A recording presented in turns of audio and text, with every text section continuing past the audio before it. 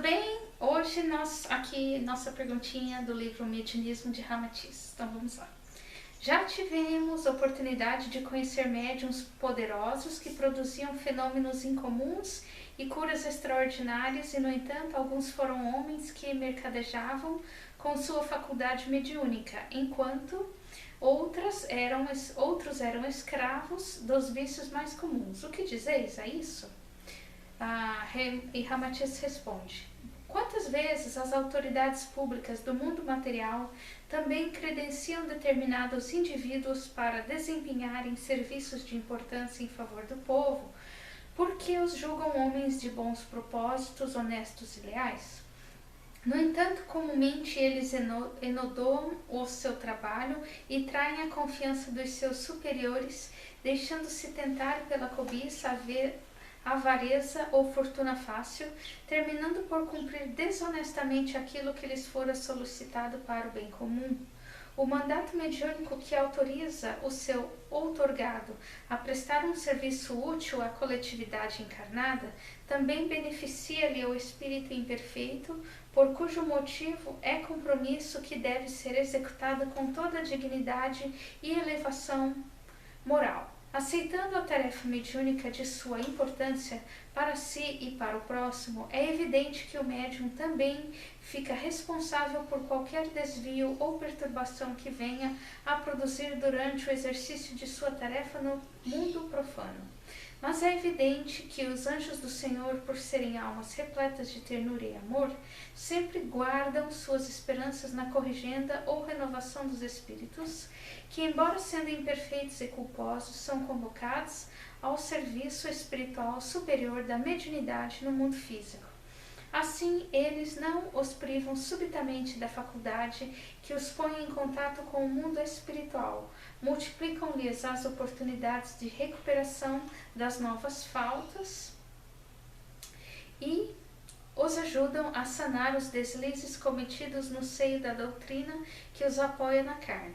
Paradoxalmente, quais árvores nutridas de seiva arruinada, esses médiuns ainda continuam a dar bons frutos, mas ignoram que é o generoso toque angélico que tudo higieniza e sublima, o que realmente promove as curas e garante as revelações sadias.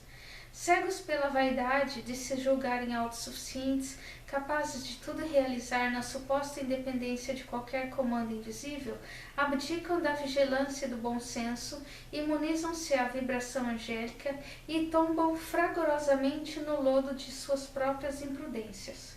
Infelizes e orgulhosos, não conseguem perceber quando também muda a presença oculta que os protegia, quando se retira o anjo e em seu lugar surge a figura maquiavélica e astuta do gênio das sombras.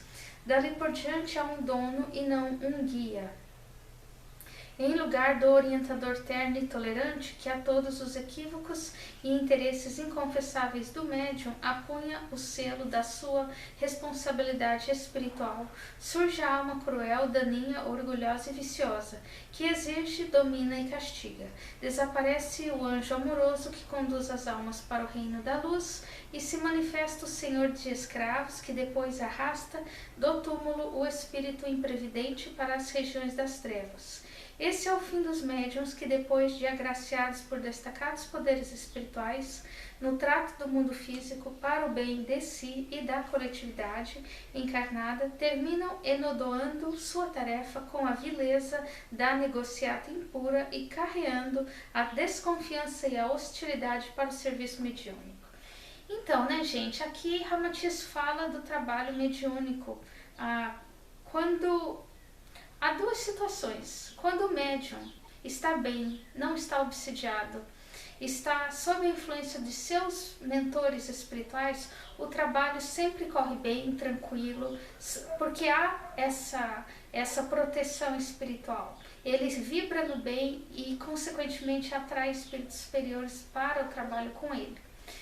Mas muitas vezes o médium invigilante, ele pouco a pouco vai se afastando da orientação espiritual mais superior e vai afinizando com espíritos não tão elevados. que na verdade querem mistificar ou querem atrapalhar o trabalho, ou até mesmo na vida diária do médium, e se fazer passar por espírito evoluído.